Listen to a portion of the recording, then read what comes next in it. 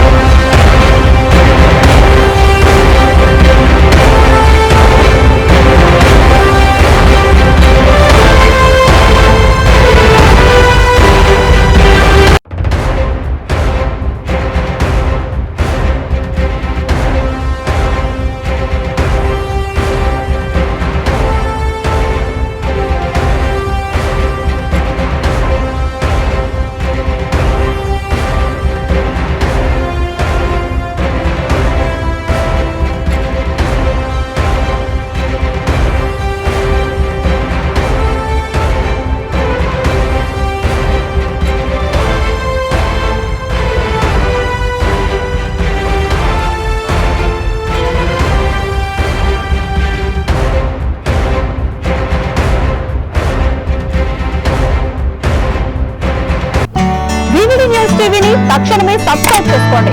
Notification కోసం మరిన్ని updates కోసం ప్రతి ఒక్క కుటుంబానికి ఉచిత ప్రకటనలు వచ్చే విధంగా మీకోసం మీ ముందుకు వివిధ న్యూస్ టీవీని ఏపీ ఫైబర్ నందు 99వ ఛానల్ మరియు యూట్యూబ్ నందు వీక్షించెదరు.